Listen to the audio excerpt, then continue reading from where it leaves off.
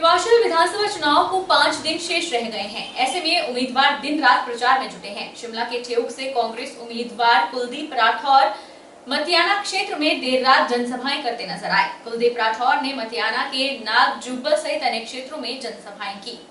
शिमला के ठियोग से कांग्रेस उम्मीदवार और पूर्व कांग्रेस अध्यक्ष कुलदीप राठौर भाजपा पर जमकर बरसे।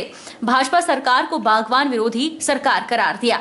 उन्होंने कहा कि 5 सालों में सरकार ने उनके क्षेत्र के साथ भेदभाव किया है। यहाँ पर सड़कों की सुध नहीं ली गई, सड़कों की हालत खस्ता है। इसके साथ ही कटान पर जीएसटी लगा दिया गया और कीटनाशक दवाइयों पर सब्सिडी भी खत्म कर दी गई है। भाजपा की किसान बागवान विरोधी नीतियों का अब जनता 12 नवम्बर को जवाब देगी और इस क्षेत्र से इस बार कांग्रेस जीत का परचम लहराएगी। देख रहे होंगे कि अभी मैं 4 घंटे लेट था, उसके बावजूद भी यहाँ भारी संख्या में लोग मौजूद थे और पिछले मैं लगभग 1 हफ्ते से अपने क्षेत्र का दौरा कर रहा हूँ। जिस ढंग से लोग आके मिल रहे हैं और लोगों में उत्साह है और कांग्रेस पार्टी पूरी एकजुट है। निश्चित तौर पे हम ये सीट बहुत बड़े मार्जिन से जीतने वाले हैं। राठौर जी, ये लोगों ने पिछले 5 वर्षों में जो मौजूदा सरकार है उस सरकार का कार्यकाल देखा है। प्रदेश में शून्य विकास हुआ है, कहीं विकास नज़र नहीं आ रहा। भ्रष्टाचार चरम सीमा पे, महंगाई लगातार बढ़ रही है, युवा बेरोजगार घूम रहे हैं। तो जनता पूरा मन बना चुकी है कि इस सरकार को सत्ता से हटाना है। हिमाचल विधानसभा चुनाव से पहले सियासी दल बड़े बड़े चेहरों के जरिए प्रचार कर सत्ता पर काबिज होने की कोशिश में डटे हैं। इसी कड़ी में जनता दल यूनाइटेड के वरिष्ठ नेता केसी त्यागी ने शिमला पहुंचकर कांग्रेस पार्टी के लिए प्रचार की शुरुआत की। इस दौरान उन्होंने कहा कि हिमाचल की जीत से साल 2024 के लोकसभा चुनाव के लिए विपक्ष अपनी एकता की नींव रखेगा। हम तो अपने 2 एजेंडे के साथ हैं।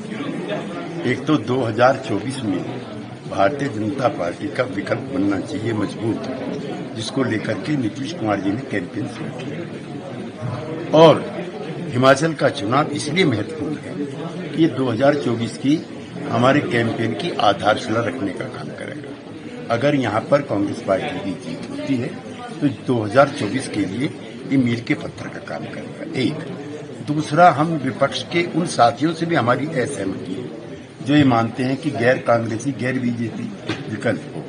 बगैर कांग्रेस पार्टी को साथ लिए बगैर कोई कारगर विकल्प बीजेपी का नहीं बन सकता। तीसरा, अगर हम यहाँ पर भारतीय जनता पार्टी को पराजित कर देते हैं तो हमारा 2024 का विपक्षी एकता का भी काम संपूर्ण होगा और जो हमारा संकल्प है वो भी संपूर्ण।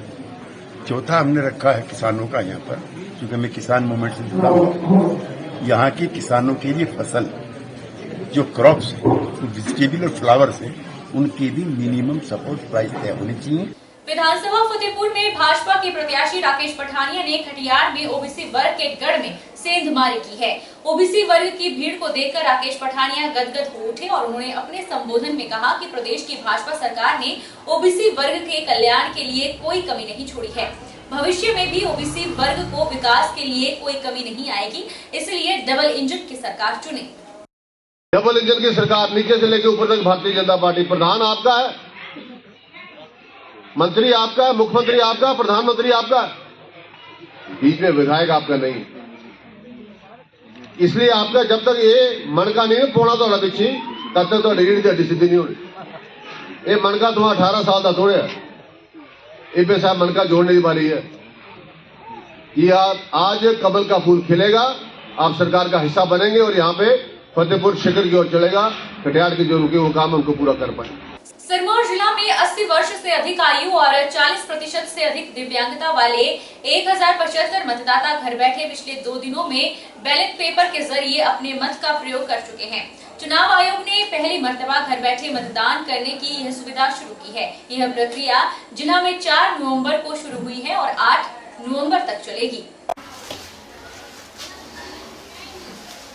मैं चुनाव आयोग का धन्यवाद करता हूँ कि जिन्होंने इस वर्ष घर बैठे मतदान की सुविधा दी।